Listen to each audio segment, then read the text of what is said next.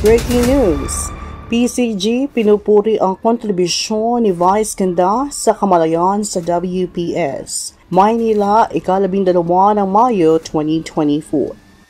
Sa kabila ng patuloy na tensyon sa West Philippine Sea or WPS, pinuri ng Philippine Coast Guard or PCG ang kilalang television host na si Vice Ganda para sa kanyang pagpapalaganap ng kamalayan sa mga panlipunang issue, partikular sa mga pagpasok ng China sa teritoryo ng Pilipinas.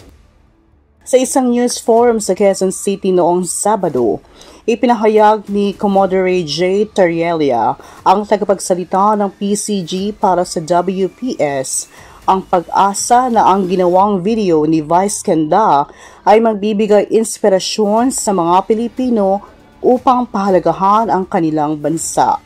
Siguro ito ang tamang panahon para sa atin na maunawaan na dapat kahit kung nasa gobyerno ka man o nasa pribadong sektor, dapat piliin natin ang Pilipinas, aniya. Binibigyang diin ni Tarielia na bagaman hindi perpekto ang bansa, mahalaga pa rin na itaguyod ang interes ng Pilipinas. Sinabi rin niya na ang mensahe ni Vice Ganda sa piliin natin ang Pilipinas ay nakakonekta sa lahat ng mga Pilipino, anuman ang kanilang katayuan sa lipunan. Ang video ni Vice Ganda na nagsimula bilang isang Ahsoka makeup video challenge ay naging viral at umabot na sa 7 milyong mga views sa platform ng TikTok. Sa video, ipinakita niya ang iba't ibang destinasyon sa Pilipinas at nagbigay diin sa mga pangunahing issue na kinakaharap ng mga Pilipino. Bahagi ang mga pag-atake ng China Coast Guard sa mga sasakyang Pilipino sa WPS.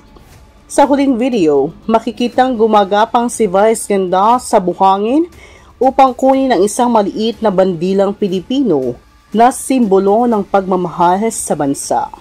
Ang pagsaludo kay Vice Ganda ay nangyari sa gitna ng patuloy na tensyon sa WPS, kung saan patuloy na nagsisikap ang PCG na mapanatili ang seguridad ng bansa laban sa mga pagpasok ng China. Sa kasalukuyan, ang Sabina Shoal ay isa sa mga lugar na pinakamalakas ang presensya ng PCG.